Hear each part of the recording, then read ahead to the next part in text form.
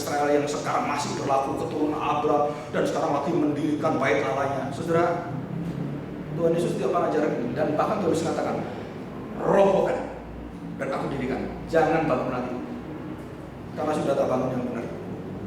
Nah, ini mau dibangun lagi di Israel, bait Allah mau dibangun lagi.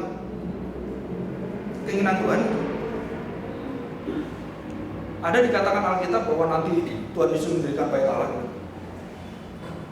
Nah, saudara, kadang-kadang kita berpikirnya ya harus hati-hati, ya. Jadi Allah Bapa dan Allah Anak itu dalam keberadaan dan kesatuan itu tidak pernah berpisah, dan dikatakan aku dan Bapa adalah satu. Bapa dan Aku adalah satu. Jadi apapun yang diminta Bapa dilakukan, Anak lakukan. Semua yang mengeksekusi kehendak Bapa itu Anak. Loh, kenapa Anak kok nggak mau punya kehendak sini mengeksekusi? Di dalam kesatuan kealahan, satu keberadaan, satu kehendak, satu kebenaran semua, sudah tidak ada penyimpangan, perselisihan, dan cekcok. Seperti kita. Udahlah kamu lah yang bisa, saya nggak bisa. Udahlah kamu yang mampu, saya nggak mampu. Di dalam diri Allah, Allah mampu, maha kuasa, maha tahu, maha segala-galanya. Jadi waktu Allah membagi pekerjaan, yang mengutus Bapa, yang diutus Tuhan Yesus, kemudian Yesus mengutus Roh Kudus, itu bukan merendahkan kemahakuasaan, kemahatauan, bukan. Itu adalah keserasian peranan Allah yang ada. Dan Yesus pribadi, tanda petik yang kedua, yang harus jadi manusia, bukan Bapa yang jadi manusia. Kenapa? Karena Bapa tidak menghendaki dia jadi manusia. Dia menghendaki Sang Anak, dan semua sudah satu kehendak. Dan tidak ada perdebatan. Jadi kalau ketemu Roh Kudus dalam bentuk manusia, menghujat Tuhan, karena Roh Kudus bukan manusia. Dan tidak ada satu orang bisa bertemu Roh Kudus. Tapi orang bisa didiami Roh Kudus. Saudara, roh itu nggak bisa dilihat terus kemudian dengan batas waktu ruang. Oh, ini Roh Kudus. Waduh, roh cantik ya Roh Kudus ini. Aduh, luar biasa, ingin mencium saya. Itu bukan Roh Kudus, itu rohani. Saudara, Roh Kudus seindah apapun, saudara tidak berhak menyatakan Roh Kudus itu seorang laki-laki yang ganteng, seorang cewek yang cantik, bahkan lebih cantik dari istri saya. Wah, ada pendeta ngajar gitu. Saudara pikir memuliakan Roh Kudus? Oh, itu menghina Roh Kudus. Sangat menghina. Itu selangkah dua langkah lagi, itu menghujat Roh Kudus. Ajarannya. Saudara, Roh Kudus itu berdaulat, tidak ada yang bisa mempengaruhi, tidak ada yang bisa mengajari dia, dan dia melahirkan orang dengan cara dia dan pikiran dia dan hikmat dia, dan tidak ada orang yang bisa menuntun Roh Kudus dan yang bisa mengajar Roh Kudus. Oh, betapa dalam hikmat Allah, dan siapa akan menjadi penasihat Allah? Enggak ada. Jadi setiap kali kita mengerti firman Tuhan, kesulitan kita berpikir, sering kita letakkan itu dalam pertanyaan iman yang membawa kita pada kepastian dan bukan keraguan. Dan saya percaya seperti Raffi Sakarias katakan, semakin kita belajar firman Tuhan Alkitab, kita bukan semakin diragukan, iman kita semakin menguat, dan seluruh pikiran kita semakin takluk kepada kebenaran. Dan itu Raffi Sakarias, ya. Oke. Ini ada pertanyaan lagi ya. Tentang dosa, ini sebenarnya nggak ada berkaitan. Coba ini. Perlukah Allah menyatakan dirinya Allah, membuktikan dirinya Allah? Allah menyatakan dirinya melalui ciptaan, firman, dan melalui banyak hal yang lain seluruh kehendaknya. Di awal bicara bahwa gereja HKBP-PGI ya bukan GBI ya. Kenapa? Kan mereka juga umat Allah. Saya bukan anggota KPP dan semuanya, hanya tidak ingin mengajarkan dalam hal seperti ini atau ada hoax. Ini bukan hoax ya. Buku-buku yang ditulis oleh para pendeta, dan bukan semua pendeta, dan pendeta-pendeta ini, dan sudah bisa buku semua baca itu. Dan saya sebut nama itu banyak sekali. Ya. Dan semua, hampir semua, sebagian besar pengajar-pengajar di STT Jakarta itu tidak mengakui Yesus sebagai juru selamat saudara. Saudara kalau nggak percaya, pergi ke sana tanya. Ya, mulai dari Pak Borong, Profesor Singgi, Alex Titale, dan banyak semuanya. Dan saya tidak menghina gereja HKBP, enggak, tapi saya paparkan fakta. Bahkan orang Hinton pun ada mengakui ada bisa menginjili orang mati dan pernah menjadi hamba Tuhan di situ. Itu teman saya sendiri. Jadi jangan mempermasalahkan, jangan membuat gereja itu steril dari enggak. Gereja itu gereja. Nama itu nama gereja itu nama, bukan nama Tuhan. Dan kita harus sadar jika kebenaran itu ditutup di sana, jika kebenaran itu disangkali, saudara berani mengatakan saudara itu tidak benar. Yang benar itu adalah Alkitab. Dan jika ada bukti semua, dan itu sudah ada buktinya, dan itu sudah umum sekali. Para hamba Tuhan, pendeta-pendeta itu menyangkali Kristus. Saudara, sudah umum. Di tulisan-tulisan mereka sudah ada, di internet juga cuma ada. Apalagi saudara baca di PGI yang memberikan surat tentang menerima LGBT. Berapa para profesor teologi dan yang orang-orang yang mencintai Tuhan Yesus membantah itu. Tidak ada kaitannya sama sekali. Dan mengizinkan itu terjadi dan bisa menerima itu. Saudara, ini bayangkan PGI bisa memberi surat, bisa menerima itu. Dalam sisi psikologinya, sisi yang lain, yang membantah itu Pak Andi Wijaya, Pak Mangapur Sagala. Itu orang-orang sama dari GPIB juga, ada AKBP juga. Dan mereka ingin menjelaskan tidak seperti itu firman Tuhan, dan mereka menulis surat terbuka supaya ada pertemuan, forum bisa berdiskusi. Nggak bisa. Kenapa nggak bisa? Karena saya percaya mereka tahu posisi mereka di mana. Dan ini orang-orang yang ahli kitab yang sangat cinta Tuhan. Dan mereka punya bukti yang sangat kuat, yang tidak terbantahkan. Seperti tadi saya katakan, bagaimana kamu tidak mengakui Yesus sebagai Tuhan satu-satunya? Buktinya setan pun buktikan bisa, kok kamu nggak bisa? Ada buktinya semua. Ada datanya semua. Jadi saya tidak bicara sembarangan ngomong, enggak. Ada buktinya. Dan saudara bisa lihat itu semua. Saudara buka webnya di UKDW, Satya Wacana. Saudara baca semua di sana. Apa yang terjadi?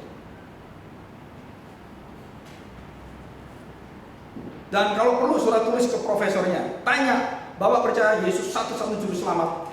Nah, itu yang dijawab oleh dia. Saudara, itu mengerikan sekali. Ini tempat mendidik pendeta loh, seperti ini. Dan kita berdoa seperti yang Profesor Baker yang datang. Dan dia berdoa supaya dia datang dipakai oleh Tuhan. Dan termasuk dulu STT Jakarta itu ada Harun Hadiwiono, ada Sudarmo. Itu orang sangat reform sekali, sangat mencintai Tuhan. Dan generasi ini sudah turun. Dan bukunya ada sekarang. Pak Harun Hadiwiono itu ada. Dan sangat-sangat mencintai Tuhan. Nah, kenapa berubah? Ya nggak tahu. Kan kita nggak ada urusan dengan sana. Tetapi dari apa yang ada dari pengaruh dan mempengaruhi semua gereja-gereja sampai akhirnya sampai ke sekolah juga semua. Saudara, kita dilarang ngomong finalitas Kristus. Saudara, mengerikan sekali. Dan sekolah-sekolah Kristen sekarang itu mulai diajar toleransi. Nah, kita harus tahu toleransi sampai sebagaimana, kita harus lihat. Saudara, dalam toleransi yang baik kita bisa menghormati orang, tapi dalam toleransi yang negatif, saudara-saudara tidak boleh mengabarkan Injil dan mengajak orang datang kepada Kristus, dan itu bisa dihukum masuk penjara. Ada undang-undang semua. Saudara, saya tanya, apakah kita kemudian berserah diri? Enggak. Tuhan punya kuasa. Kalau toh kita masuk penjara, ya memang Tuhan mengendaki itu seperti Ahok masuk penjara dengan segala ketidakbersalahan, tapi dia masuk. Akhirnya negara membutuhkan dia juga kan. Dan diberikan kedudukan-kedudukan seperti Yusuf. Itu musuh-musuhnya nggak pernah diam sampai sekarang. Tapi kenyataannya seperti itu. Nah, kita itu sulit menerima kebenaran di dalam hidup kita. Ya, kita berdoa lah. Dan tidak semua, kalau saya sebut beberapa gereja ataupun nama hamba Tuhan, saudara, itu sudah umum dan sudah ada di media sosial. Jadi bukan saya ngarang-ngarang, itu ada di media sosial.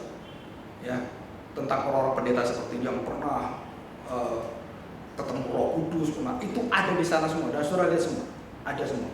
Dan itu khotbah dia, pengajaran dia, bukan Saya yang ngarang, oh Bapak ini ngarang dari mana? Enggak, itu ada semua di YouTube. Dan itu umum, dibagi umum. Jadi kalau saya ngomong nama dia di umum, ya dia bagi di umum, saya biar Pak ngomong di umum. Tetapi saudara tahu, bukan itu intinya. Tapi saya ingin membangun kebenaran firman Tuhan berdasarkan firman, berdasarkan Kristus sebagai pusat, Injil sebagai pusat hidup kita. Jika itu tidak ada, kita bergereja buat apa? Sebenarnya buat apa? Ya menurut kamu, siapakah aku ini? Itu perlu dipertanyakan. Ya, yang terakhir Pak Mangapul juga sedang ramai dengan beberapa anggota.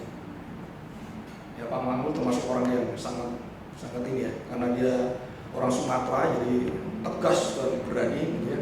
Jadi dia terus terang dan dia menantang orang-orang itu supaya datang untuk berdiskusi. Dia mau diundang juga, tapi ya jawabannya ada, nggak ada yang undang, jadi tidak akan diundang. Nah, karena itu sudah diumum, maka kita sebagai orang Kristen berhak memberitahu yang benar di media sosial juga. Itu hak kita. Andi Wijaya mengatakan kalimat itu di Google ada, di internet ada. Waktu dia membantah semua dan dia buktikan secara kedokteran semua. Sudah ada satu yang sampai ini yang membela mati-matian LGBT, Yohanes Rahmat. Akhirnya dia dilepaskan dari pengajar. STT Jakarta pun akan lepasin dia. Itu saya dengar seperti itu. Karena dianggap sudah menyimpang terlalu jauh. Nah, dia mati-matian menyerang orang yang menyerang LGBT dengan dasar bukti-bukti yang ada. Nah, dia bukan orang psikologi, dia bukan, tapi seorang ahli psikologi seperti Andi Wijaya dan beberapa profesor yang ada. Dia buktikan semua, ngawur semua apa yang menjadi dasarnya semua. Nah, kita nggak tahu sebagai orang awam, wah kayaknya benar penelitian ini. Dan waktu dipaparkan, ini apa mengatakan ini bagaimana? Baru kita sadar, oh berarti ini nggak benar di depan sumbernya. Nah, orang-orang ini yang memberitakan semua. Nah, kita butuh orang-orang yang sangat cerdas, sangat pintar, yang sangat rendah hati, yang dipakai Tuhan untuk meluruskan kembali gereja Tuhan. Saya berdoa, dari tahun berapa kita mulai ini? Dari sejak di Gloria atau sejak saya di Kaintong 20 tahun yang lalu. Saya mengatakan gereja harus kembali ke benar, harus diajar pengajaran yang benar. Di Kaintong Pasir kali ini saya mengajar pertama kali. Terus sampai kelanjut sampai hari ini. Dan saya berdoa supaya banyak orang-orang yang hamba Tuhan yang mau, banyak hamba Tuhan lebih pintar dari saya. Wah, pintar sekali. Saya punya kakak kelas itu ada di Calvin, sekarang jadi profesor. Tapi ya gitu, saudara. Visinya lain dia ngomong. Saudara, di Indonesia ini pengajarannya parah pisan. Parah pisan. Ya. Dan kita banyak orang jemaat awam kasihan tidak mengerti. Saya setiap hari itu terima diskusi Alkitab lebih dari 10 orang. Sampai kadang-kadang saya nyisikan waktu itu susah. Karena kasihan mereka bertanya tentang Yesus, banyak pertanyaan seperti itu. Karena memang nggak ngerti dan nggak tahu bagaimana caranya. Itu pelayanan yang memang penuh dengan tantangan. Ya WA, terus kemudian Instagram dan semua, atau email dan semuanya. Dan itu adalah tantangan kita. Jadi kalau bisa sudah mengerti, sudah coba bimbing. Pertama kali orang-orang yang kurang kuat di dalam pengajaran Allah, Kristus, keselamatan, Tritunggal, sudah ajar mereka. Jadi jangan cuma sudah datang ke sini mau belajar terus berdiam gitu ya. Cuman maunya untuk debati orang, jangan juga, ya, jangan seperti itu. Itu 8 tahun saya lakukan, nggak ada gunanya, ya, capek sendiri kita, ya. Oke, terima kasih banyak. Ini ada satu pertanyaan tapi nggak berkaitan ya, tentang kuasa maut. Ya nanti kalau yang tulisin bisa ketemu saya. Terima kasih, saya serahkan pada langsung aja. Ya kita pakai berdiri ya. Kita akan masuk dalam doa. Dan kita berdoa supaya minggu depan sudah diberi hati, dan terutama adalah hati yang belajar ya, hati murid, hati yang mau menyembah Tuhan kita Yesus Kristus. Sungguh kami bersyukur Tuhan, sehingga pada hari ini kami kembali dibawa dalam satu pengertian, satu pengajaran yang walaupun dalam segala kelemahan kami sebagai manusia, baik hamba-Mu sebagai pengajar, ataupun kami sebagai penerima semuanya, Tuhan, ada begitu banyak yang menutupi hati kami, baik itu pandangan kami, baik secara tradisional, secara kultur, secara kebiasaan, dan pengajaran-pengajaran yang menutupi kebenaran-kebenaran firman Tuhan, sehingga kami harus disingkapkan seliput itu satu persatu, supaya kami disingkapkan tentang kebenaran yang semakin indah, semakin jelas, bahwa seluruh pengenalan Allah hanya bisa dimengerti, hanya bisa dikenal dalam satu nama, yaitu Tuhan kami Yesus Kristus. Dan Engkau tidak pernah menyatakan dirimu di luar pengajaran Anak-Mu yang tunggal. Dan kami berdoa biarlah Roh Kudus terus mematangkan, menyempurnakan, dan membuat setiap hati kami menjadi bait Allah yang baru, yang sempurna karena darah dan tubuh Kristus yang ada dalam diri kami. Terus berjuang untuk melawan daging kami dan keinginan nafsu kami yang selalu ingin menjauh dari kebenaran-kebenaran dan kekudusan Tuhan. Terima kasih Tuhan. Sekali lagi kami bersyukur di hadapan-Mu, dan Engkau hantar kami dengan kasih dan kerinduan kami untuk mengenal Engkau lebih dekat dan mengalami Engkau, menikmati kemuliaan. Di dalam nama Tuhan Yesus kami serahkan doa kami. Amin.